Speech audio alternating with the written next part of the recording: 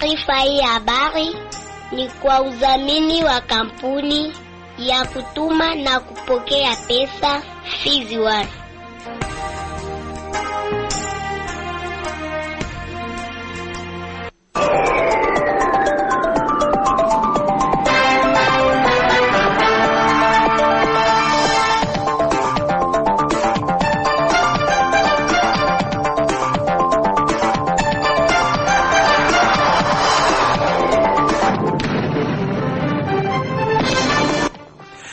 Ujambo mpenzi msikilizaji wa Radio Kivu popote pale ulipo, ni kwamba matumaini yangu makubwa uko mzima wa afya, na wakati kama na huu kukandokando radio yako ili kuweza kusikiliza matangazo yetu. Na ukaribisha kuweza kusikiliza uchambuzi wetu wa habari, uchambuzi ambao unagubikwa na ukurasa wa habari muhimu leo hii. Uchambuzi wa habari toka waandishi wetu mbalimbali, makala ya michezo na burudani pamoja na habari za kitaifa na zile za kimataifa. Msomaji wako wa siku ni Omari Makelele Uzile. Merci Mbele Chipamale anashikilia vema dawati la mitambo. Nasema karibu na tuambatane kwa pamoja mwanzo hadi tamati.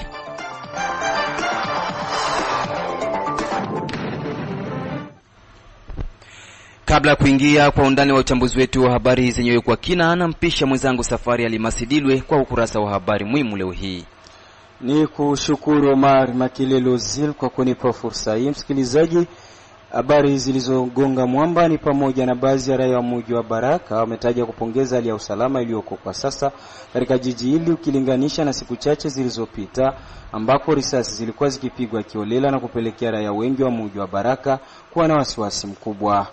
Huko katika mji jirani wa Uvira ni kwamba watu wawili kufariki papo hapo, huko wengine wawili kujeruhiwa vikali. Hayo ndio matokeo ya gurumenti moja iliyoripuka siku ya pili ya wiki tunayo ndani ya mji jirani wa Uvira iliyorushwa na mzalendo mmoja. Habari yetu muhimu itamalizia na huko katika nchi jirani ya Burundi ambako viongozi wa vyama vya kisiasa nchini Burundi ikiwemo CNDD-FDD na IPRONA wamesema kufurahishwa na mienendo ya wafuasi wao wakati huu nchi ya Burundi inaelekea katika uchaguzi wa wabunge. Omar Makelele Uzile, ninaweka nukta katika habari zilizogonga mwamba. Asante sana Safari Alimasidilwe kwa habari hizo muhimu. Tuingie kwa undani wa uchambuzi wetu wa habari zenyewe kwa kina, tukianzia katika mji wa Baraka. Ni kwamba shirika la uchukuzi wa watu pamoja na mizigo wa Sepro jimboni Kivu Kusini lataja kuungana na hatua ya meya wa mji wa Baraka ya kukumbusha waendesha pikipiki wa Katanga na Sebele na wanaopaki kwenye soko la El Shaddai au Mezoeskale kurudi eneo waliopewa na uongozi wa mji. Kwake Mkunjelisha Le Simple, coordinator wa muundo huo, amesema kuwa kwa sasa baadhi ya waendesha pikipiki wanaonekana kuto kuzingatia eneo hilo walilolipewa na meya ya mji kama alivyoeleza. Tumsikilize. Nitaweza kukumbusha kwanza kitu kimoja kwamba ile parking ambayo iliweza kuwekwa mjeteo ambayo tulipewa na meria Baraka ni demarche ambazo sisi associations za transporteurs tuliweza kufanya.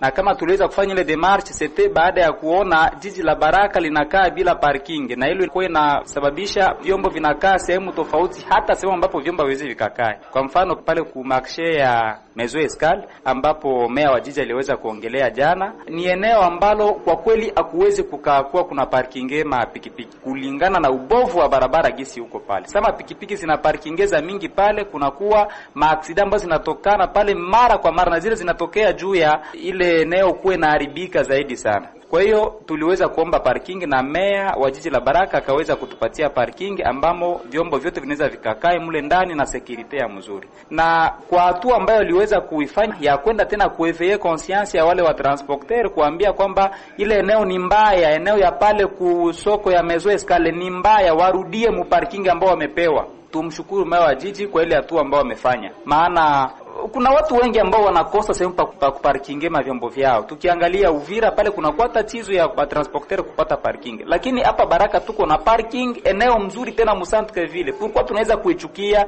mpaka tuanze enda kuyalana sie bote fasi kwenye kustahili kukua parking. Ile ni tabia mbaya ya wa transporteur, na tuna décourager vraiment le comportement wa transporteur kukua na tabia za kobe mpaka awekwe likala kumgongo ndo aweze kuelewa kitu ambacho hata kama ni kizuri. Ile ni tabia mbaya sana. Tunawaomba wote kuheshimu ile kauli ya meya wa jiji kwa muda ambaye aliweza kuomba jana wote warudie mu parking sababu pale kwenye wako hakuna parking, ni sehemu ambapo iko dangereux kwenye wako, iko dangereux kwa maabiria ambao wanapanda, kwa hiyo warudie mu parking, ni jambo mzuri zaidi. Na alipoulizwa kuhusu hatua itakayochukuliwa na meya wa mji wa Baraka kwa kutumikisha nguvu kwa wale watakaoonekana kupuuzia mpango huo, huyu hapa Elisha Lesemple amerejea mara tena. Ndio maana nilianza kwanza na kuonya wale waendesha pikipiki ambao wanakuwa na tabia ya kutumika kama vile kobe, wanakuwa na maisha kama vile ya kobe, hadi awekwe likala kumgongo ndo atatembea. Nilianza kuwaonya. Mimi najua vizuri, najua katika wale waendeshaji wa vyombo vya barabara kunakuwa wale ambao wanakuwa na maisha kama na ile, na wale wanakuwa wanaajiri paka pale ambapo wanaona likala inawekwa kumgongo. Na ndo sababu unaona meya wa jiji alisema vile redioni kwamba kuna wale ambao itafika kipindi cha kutumikisha nguvu kwa wale ambao hawatoheshimu kila ambacho wamesema. Kwa hiyo najua kwamba walio wengi hawatoheshimu, najua vile, na watakuja kuheshimu wakati ambapo wataona serikali inatumikisha nguvu. Maana wanajua vizuri kama ile ni sehemu mbaya, wanajua kama parking ipo, na wateja lazima wafate vyombo pale kwenye viko, maana wale wateja wana haja ya usafiri, na pale kwenye vyombo vya usafiri vinapatikana ndo watu wote wanaendaga ili kutafuta usafiri. Tunakuwa kama vile tofauti, tunaonaka watu twende ku parking, anasimamisha pikipiki iko napita, anaenda ku parking ili apate usafiri wake. Lakini kwa nini wao wanaenda wanatafuta wateja mu maaveni? Wao waende wanaweka maparking mu maaveni au parking public iko ambao wao wanapaswa kusubiria wateja pale. Kwa hiyo tunasema kwamba endapo hawatasikia kile ambacho serikali inasema kwa ajili ya kurudia mparking, sisi tuko convaincue kile kenye serikali inafanya kupitia meya wa jiji ni kwa usalama wao, donc ni kwa manufaa yetu sisi wa transporter. Kwa hiyo kama watu sikiliza, serikali haitoruhusu maajali yanafanyika mara kwa mara kwa ajili ya watu kutukusikia. Ni lazima serikali itumie nguvu ili wale watu waweze kurudia mparking. Kwa hiyo serikali kitumia nguvu, sisi tunaelewa, maana tunaelewa kwamba ndo tabia ya wale wa transporter. Tukiwa tu katika mji wa Baraka ni kwamba baadhi ya raia wa mji wa Baraka wametaja kupongeza hali ya usalama iliyoko kwa sasa katika jiji hili ukilinganisha na siku chache zilizopita ambako risasi zilikuwa napigwa kiolela na kupelekea raia wengi wa mji wa Baraka kuja wana wasiwasi. Wakizungumza na redio yako, baadhi ya raia wa jiji hili wamepongeza meya makamu wa mji wa Baraka na viongozi wa wazalendo waliojumuika kwa pamoja kwa ajili ya kutokomeza hali ya wazalendo kupiga risasi holela na ambayo ingesababisha madhara mengi kwa raia. Huyo hapa raia, tuwasikilize. Kwa sasa kweli sisi tunashukuru sana kufuatana na hali ambayo tunaishi, kwa sababu gisi tulikuwa tulishaona kama vita inaingia na makazi hatukutumika vizuri. Tukikompare na wakati iliyopita na hali yenyewe tunaishi kwa sasa, tunaona vraiment hali inakuwa sawa na tunaanza kufanya makazi zetu kama kawaida, na tungetaka hii hali iendelee vile vile. Kwa sasa hatukuwa tunafikisha tena ma 20h tunafungua, lakini tunaiona kama sisi for example wafanyabiashara wadogo tunafikisha hata saa 3 tunafungua makazi yetu. Lakini kwa sababu yale masasi yalikuwa yanalialia kiovyo ovyo, ilikuwa inabidi ma 18h ma 17h tukue tushafunga makazi yetu na turudi nyumbani kwetu. Kwa sasa kabisa mambo ni shwari na tunamshukuru meya wa jiji kwa hili ambayo alilolifanya, na vile vile tunashukuru wakuu wa wazalendo ambao waliambia watoto wetu wazalendo waache kupiga masasi kiolela. Kwanza tunashukuru meya wa jiji kwa kauli yake yenye alisemaka aseme hapendi kusikia fujo aiza masase ndani ya mji wa Baraka, na wazalendo nao walitii kabisa kwa 90% hivi, balitii ile kauli ya maire de la ville. Ile tunashukuru sana na tungependelea hii situation iendelee kujameliore hivi hadi mwisho wa hii mwaka. Kwa kweli tangia hii taarifa kutoka tunaona kuna amani kwa sababu masasi ilipigwa ovyo hizi siku 2-3 zenye zilipita za hapa wakati wa kilio cha general, lakini hivi kabisa kuna amani kidogo, masasa haipigwe tena.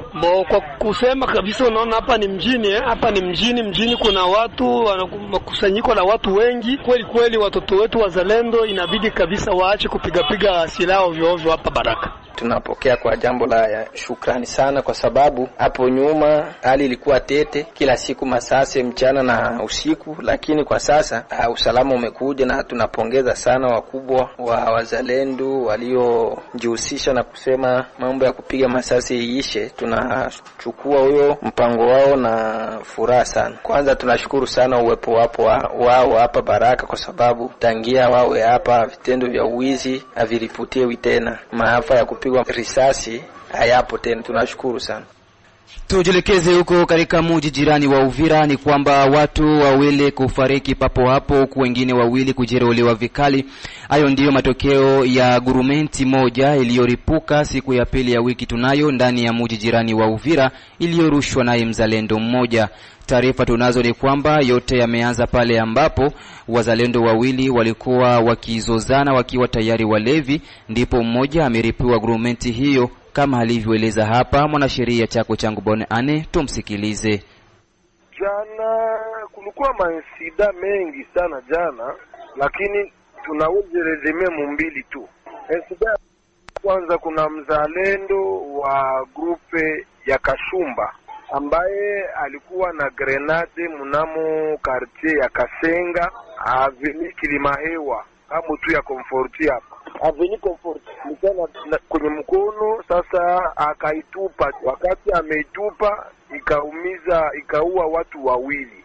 Ulikuwa mtoto kama wa miaka kama vile 10 hivi ama 10 ama kenda, na mlikuwa mama mzee ambaye naye amefariki pale pale. Watu wawili wamefariki pale pale, yule mtoto na ule mama.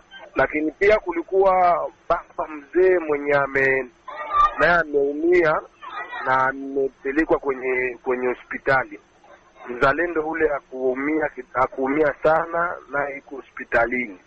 Hiyo ndio ilikuwa incident ilifanyika katika Senga mnamo Avenue Comforti. Wazalendo wanatembea sana, wanazaga kiolela mpaka hautajua huyu anaenda wapi, huyu naye anaenda wapi, kwenye malengo gani. Ya pili, wanakunywa vileo sana, na wakati wanakunywa vileo wao wenyewe wanaanza kutogozana, wapatani. Hiyo inawafanya kwamba waanze kutupiana maneno na waanze kupunguliana tefe ili kwamba wapigane masasi. Tulipouliza Fidel tumana hiyo hali fanyike, ni kwamba tu amelewa, umoja katukana mwenzake na akaanza kimbia na wakaanza kumkimbiza na akatoa tu grenade. Grenade ni nyingi sana katika mikono ya wazalendo, ndio akatupa na ikaua watu wa innocent wawili, mama na mtoto mdogo. Ni hali ambayo hatuelewi mpaka sasa, inafanya kwamba wazazi wanaretenir watoto wao wasiende shuleni. Hali iko mbaya katika vile ya Uvira na territory ya Uvira. Na alipoulizwa ikiwa kuna pendekezo ambao wameitoa kwa uongozi wa jimbo pamoja na meya ya Uvira juu ya hali hiyo ya wazalendo, huyo hapa amerejea mara tena. Sisi hatutoki na kumapropose maproposition mingi ya kuambia kwamba inabidi kantonema wazalendo ikuwe, inabidi wazalendo waende kufro, watu katika vile waende kunani territory kwenye people from. Hata kama mateni tushawapropose wabadilisho, lakini naye tasikia hata proposition moja yenye autorité provinciale natoa, hata mairie natoa, watu wote wangalike mwa hali ya kufahamu mpaka tuelewi tena tuseme namna gani. Hali ni mbaya mpaka tuelewi tutembee namna gani. Ni mtu kujilinda mwenyewe. Inasemea hali ya usalama kuwa mdogo ya hatari sana, sababu hautajua huyu ni nani na huyu ni nani. Tuko najua tu wazalendo ni kuteni tu yenye wanavala, na tutajua soda FARDC kama iko mugari ama iko nachunga komanda wake mwenye iko napita. Hapo tunaelewa jua FARDC wengi hawatembei tena mvile ya Uvira, nao wanaogopa wasije kufa bure kupigwa matatu kiolele. Insida ya pili ilikuwa ni ya mzalendo wa group arme ya Makanaki. Walikuwa wanatembea kutoka kwenye meri wakienda Kasenga, na pale umoja wao wako wanatoka Kasenga waenda kwenye Tamazoro Irbe yabo.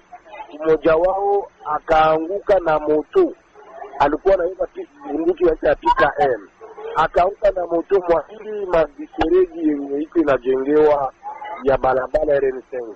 Hapo bunduki kapigwa chini, damu ikatoka kwenye mikono na amelala kwenye hospitali ya Honorable la Fantaisie, na mpaka sasa kwenye angaliki akitunzwa polepole juu amepoteza ufahamu, juu ameangukia ndani ya ile mfereji ya maji ya barabara namba 5.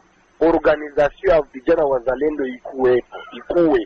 Ya pili, watu watembee selon intervention, kitu kwenda kiolela. na wafunzwe morale ya kazi ya kijeshi, kama vile watu tutakufa wengi na hali itakuwa mbaya zaidi. Na kwa wale wapendelevu wa habari za michezo, na mpisha mwenzangu Sudi Valente. Sudi, naona umeandalia watu habari za playoff katika mji wa Baraka na sehemu zingine za tarafa la Fizi. Ndio hivyo kabisa mwenzangu Mari Makelele Uzile, ni mojawapo ya taarifa ambazo tutakuwa nazo kwa siku ya leo. Na hivyo tuanze na hapo katika mji wa Baraka ni kwamba wiki ya 3 ya michuano ya playoff itaweza kuanza rasmi siku ya Jumamosi ya wiki tunayo tarehe 29 Machi mwaka 2025, ambako mechi kadhaa zitapigwa kunako viwanja tofauti vya hapo katika mji wa Baraka na tarafa la Fizi. Hapo katika mji wa Baraka kunako uwanja wa Maendeleo, mechi mbili ziko kwenye programu ya kupigwa. Majira ya saa 7 klabu ya Lueba Sport watapambana vikali dhidi ya FC Nundu Sport, huku mechi ya saa 9 klabu ya Daring Club Rafiki wataweza kupambana vikali dhidi ya klabu ya Presque du Bois. Lakini huko katika maeneo ya Fizi Center kunako uwanja wa Umoja Stadium ni kwamba mechi mbili vile vile zitaweza kupigwa. Majira ya saa 7 Kafedi Kongo watapambana vikali dhidi ya Mukera Sport, na mechi ya saa 9 klabu ya FC Dynamic wataweza kukaribisha klabu ya DC Alfakar. Hapo Sebele kunako uwanja wa Delape majira ya saa 7 klabu ya FC Mabele ya Bakoko watakipiga vikali dhidi ya FC Panga, na mechi ya saa 9 klabu ya Nouvelle Generation wataweza kukaribisha klabu ya FC Isensum. Na mwishowe ni kwamba kisha kuibuka na ushindi mawili kwa 0, hatimaye timu ya taifa ya Jamhuri ya Kidemokrasia ya Kongo maarufu Leopard, mwenzangu Mari Makelele Uzile, inaendelea kushikilia nafasi ya kwanza kwenye kundi lake. Hivyo ni katika ile harakati ya kutafuta tiketi ya kufuzu kunako kombe la dunia mwaka 2026, ambako DRC wana pointi 13.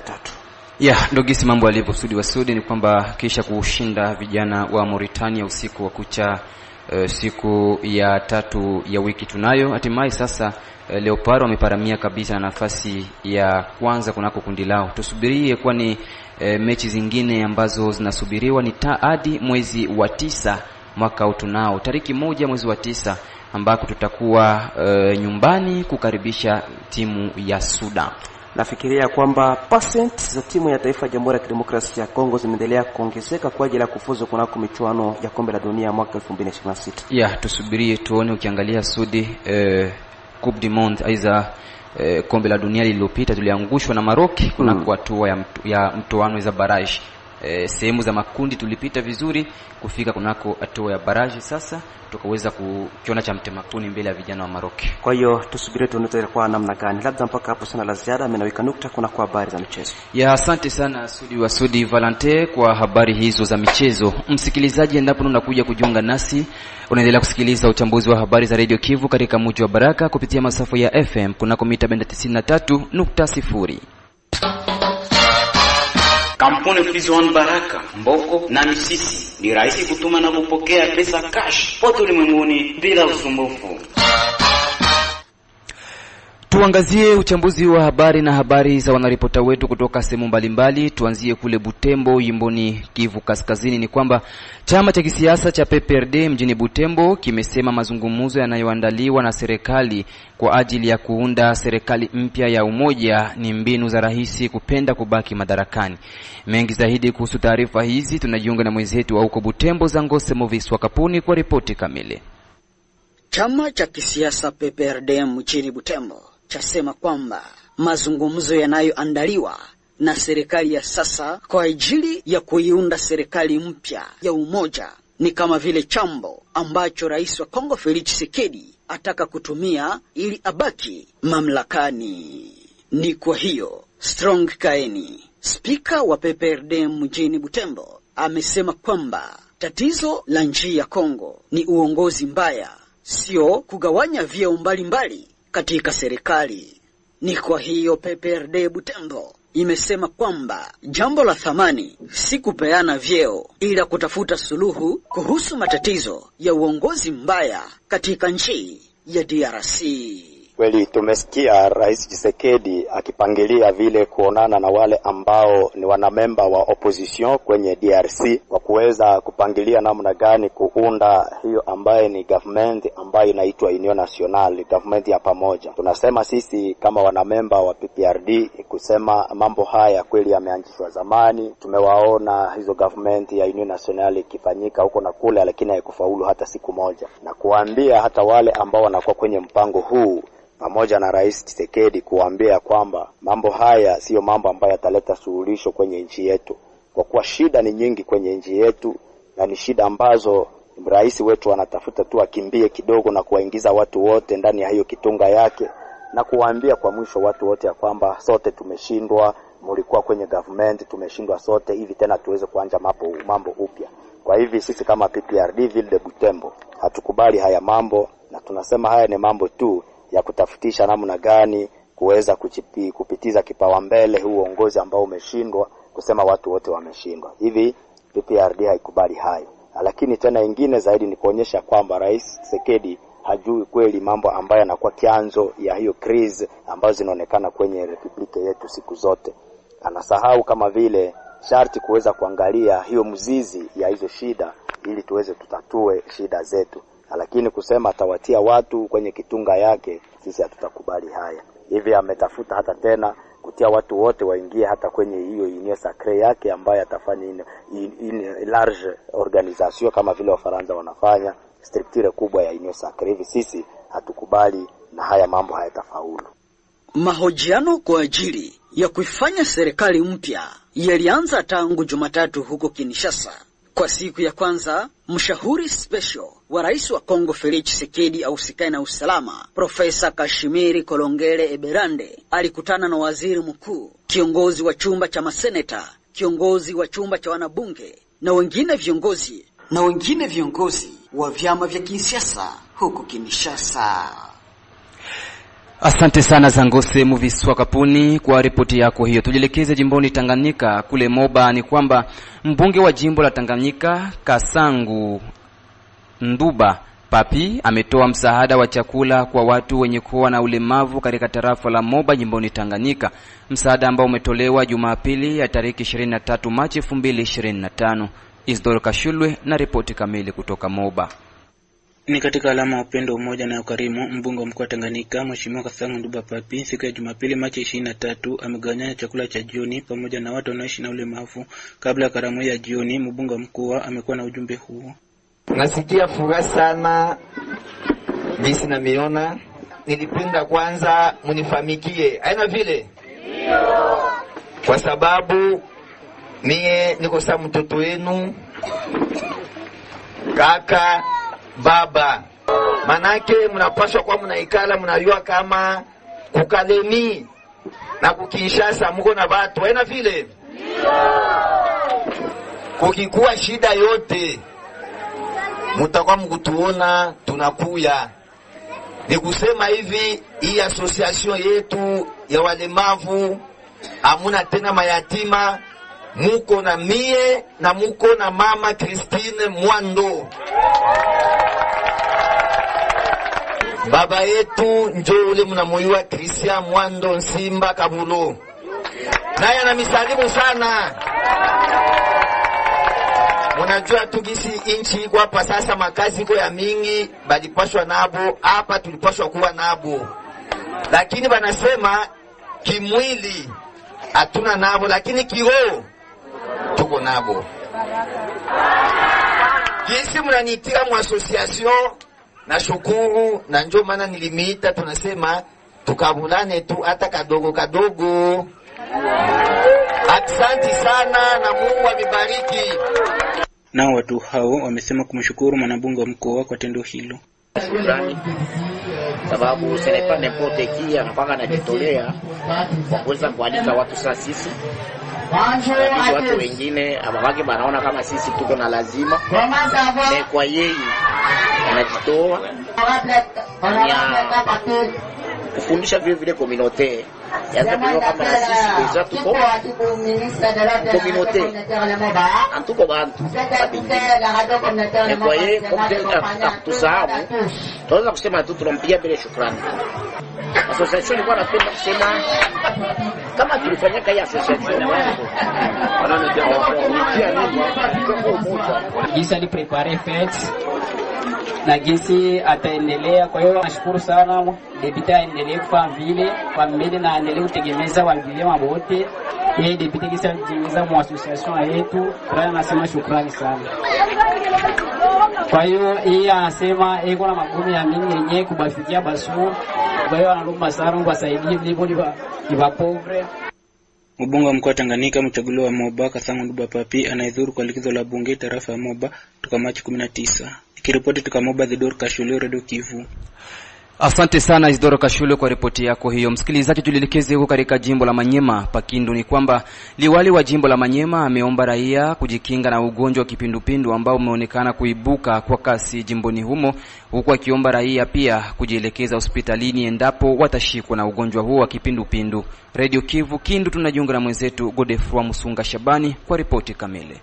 Liwali wa jimbo la Manyema Musa Kabwankubi Moize unena rasmi ugonjwa ya kipindupindu ndani ya jimbo la Manyema, na yeye anaomba raia wawezi kujikinga, na pia vile vile uomba marafiki wa government ya taifa iwezi kujihusisha, na pia vile vile wasaidizi wa government wawezi kuunga mkono jimbo la Manyema. Wenye wamekwisha kukamatwa na ugonjwa ya kipindupindu hapa ndani ya jimbo la Manyema ni 346 na watu ambaye wamekwisha fariki ni 44. Liwali wa jimbo la Manyema anazungumza. Tunajulisha population ya Manyema kama tangu juma ya pili mwaka hii 2025 zone de sante ya Kindu, ya Alunguli, ya Kailo, ya Kampene, ya Ferekeni na ya Kunda ku province yetu ya Manyema ilipata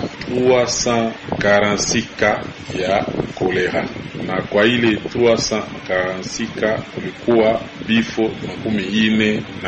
Ya 5 na ya 6 ilitumiwa Kinshasa ku INRB, na kisha analize ya ile echantillon waliona kama kolera. Ndio maana siku ya leo tunadeklare, tunakonfirme epidemie ya kolera ku jimbo letu la Manyema. Kwa hiyo tunalomba gouvernement central, ba partenaire au développement na ba humanitaire watusaidie kwa kulite pamoja contre epidemie ya kolera. Ku population ya Manyema tunawaomba kama wana constate ka ya diarrhée aiguë na déshydratation wakimbilie centre de santé yenye kupatikana pembeni. Kutokea Kindu, mji mkuu wa jimbo la Manyema, Godefroid Musunga Shabani kwa niaba ya Radio Kivu Baraka. Tumalizie uchambuzi wetu wa habari tukielekeza huko Burundi. Ni kwamba viongozi wa vyama vya kisiasa mchini Burundi CNDD-FDD na IPRONA wamesema kufurahishwa na mienendo ya wafuasi wao wakati huu wa nchi ya Burundi ikiwa inaelekea katika uchaguzi wa wabunge. Radio Kivu Burundi, tunajiunga na mwenzetu Bukuru Elias Daniel kwa mengi zaidi. Viongozi wa vyama vya kisiasa vya CNDD-FDD, IPRONA na muungano wa Burundi bwa bose wanafurahishwa na mienendo ya wafuasi wao wakati wa nchi ikiwa inaelekea katika uchaguzi wa wabunge, kama anavyozungumza mkuu wa mkoa wa Kirundo Eriki Nduwayesu. Mahusiano kati ya vijana ni neema.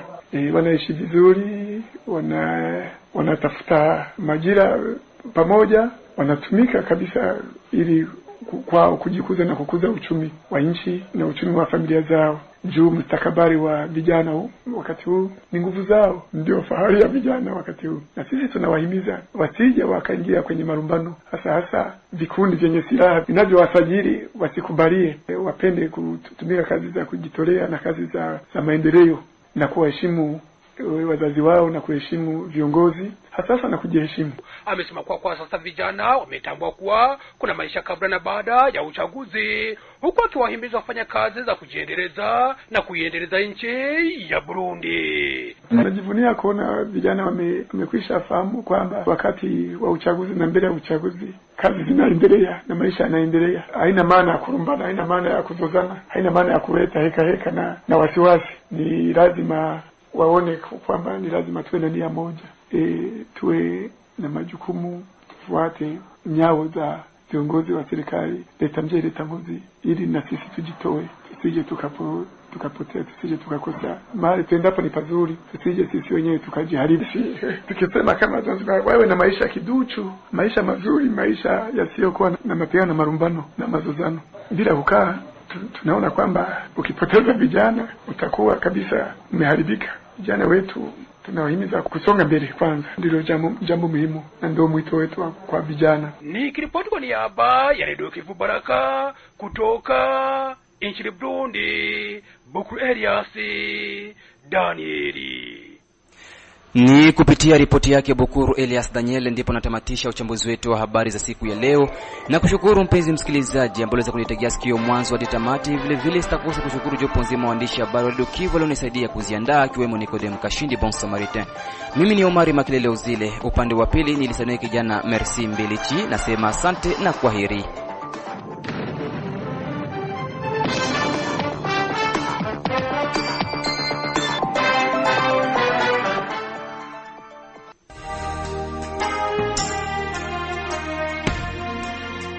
Taarifa hii ya habari ni kwa udhamini wa kampuni ya kutuma na kupokea pesa Fizi One.